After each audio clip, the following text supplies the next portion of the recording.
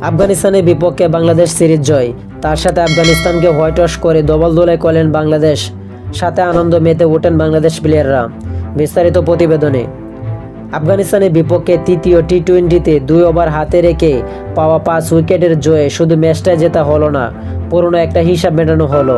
2018 সালে বাংলাদেশের ঘরের মাঠে ডবল দোলাই করেছিল আফগানিস্তান।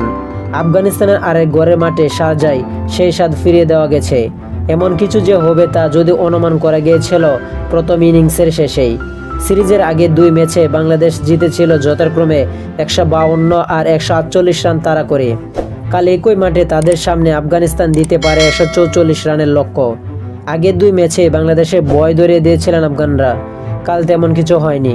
তানজিদ হাসান আর সাইফ হাসানের দুর্দান্ত ব্যাটিংয়ে তরতরে এগিয়ে গিয়েছে বাংলাদেশ। শুরুটা যদিও কিছুটা স্বস্তির ছিল, মুজিবুর রহমানের প্রথম ওভার মেডেন দিয়েছিলেন পারভেজ হোসেন ইমন। আউট হওয়ার আগ পর্যন্ত রানের চেয়ে বলের ব্যবধানটা আর কমিয়ে আনতে পারেনি এই ওপেনার।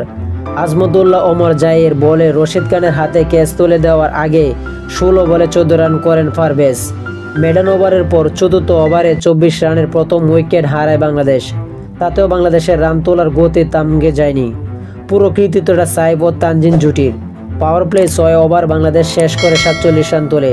33 বলে 57 রানের জুটি ভাঙে তানজিদ আউট হলে।